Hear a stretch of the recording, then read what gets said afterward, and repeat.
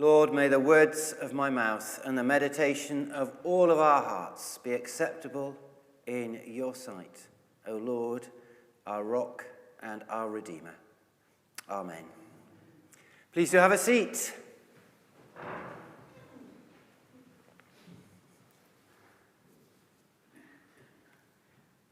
For the sermon today, I want to enter into the story that we heard from Luke 21 that Valerie just read so clearly.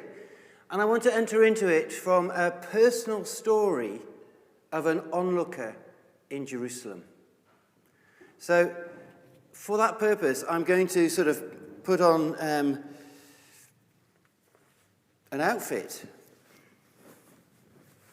I'm not sure that anybody in those days would have worn anything like this, but it just changes the feel a bit. Okay. Don't know whether that's... No, shouldn't be. Anyway, it's a bit small for my head, but there we go. Right. So I've taken on the character of somebody in Jerusalem at the time. I'd only been in Jerusalem for 3 days when I heard him speak. I came from the hill country to the north, an ordinary pilgrim, curious more than devout, drawn here by the stories that had swept through the villages like wildfire. Stories of a teacher who healed the sick, spoke with authority, and welcomed even people like me. And so I found myself among the crowds near the temple, letting the beauty of it all soak into my bones. It was an awesome sight.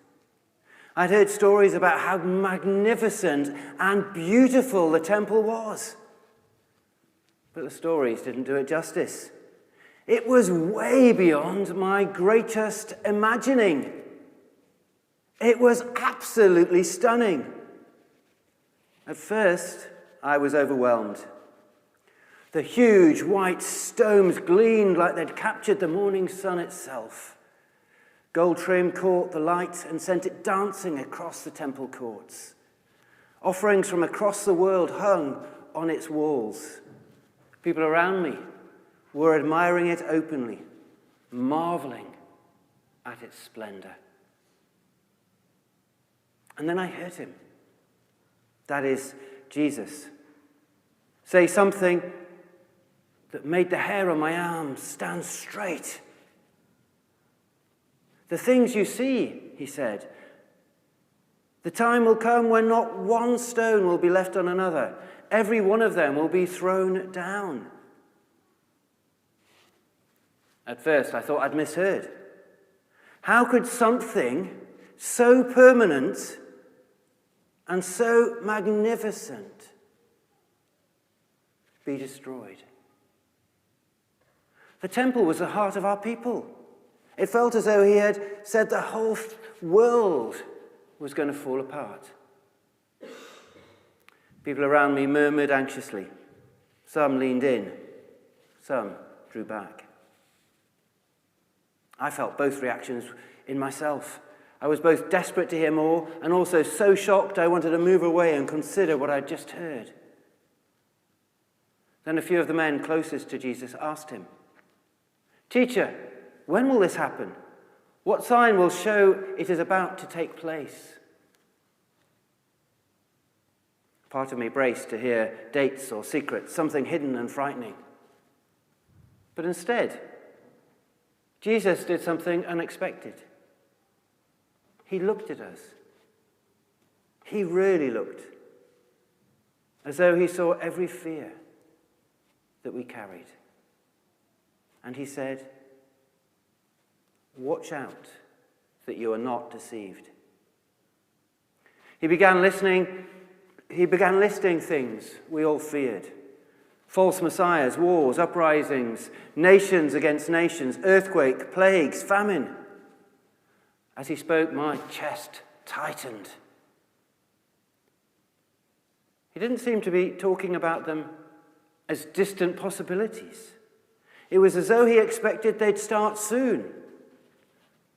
In my lifetime, in the lifetime of those of us listening. They were horrible, horrible things. The kind of things that, for some people, lead us to wonder if God has abandoned his people. But Jesus wasn't trying to terrify us. His voice didn't tremble. He said, "Do not be frightened. These things must happen first, but the end will not come right away." I remember thinking, how can I not be afraid? If the temple falls, if our world shakes, how am I supposed to stand? But he wasn't finished. He spoke then of personal trials, arrests, persecution, being dragged into synagogues and courts, even betrayal by friends and family. It was like he was gently peeling back every layer of false security we had, leaving nothing but ourselves and him. I could feel people around me shuffling uneasily.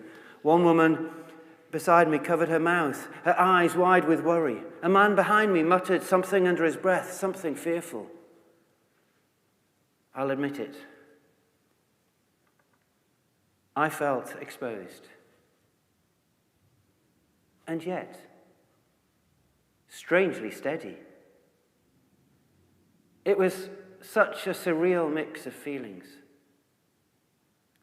Then Jesus said something that has remained with me to this very day.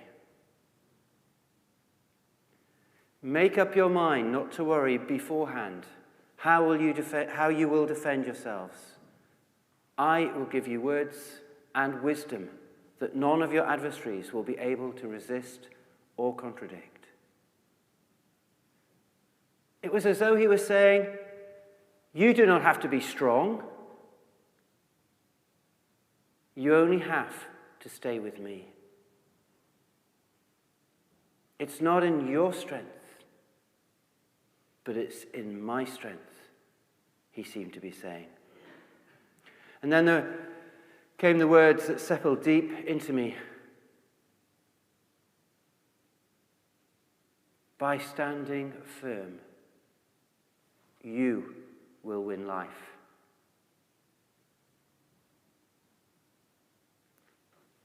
I was puzzled because he didn't say, by escaping trouble, you'll stand firm.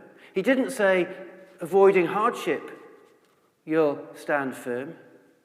No, he said, by standing firm, holding on to him, trusting his promise, even when everything else shakes.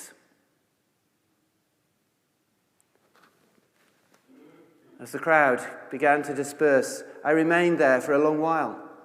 The temple still shone in the sun. Nothing looked different. And yet, everything felt different. Before, the temple had seemed eternal. Now I saw it for what it was. Beautiful, yes, but temporary. What Jesus offered, the strength to endure, the promise of his presence, the courage to face whatever comes, felt somehow, to me, more solid than stone. I had come to Jerusalem out of curiosity. I felt in that moment that the whole atmosphere of the city had changed. And I had changed. I realized that I had to follow this teacher, even though I now understood that following Jesus wasn't a way to an easy life or a way to escape suffering. It was a way to stand firm through the joys and storms of life. And for the first time, I felt ready. not because I was strong, but because Jesus was.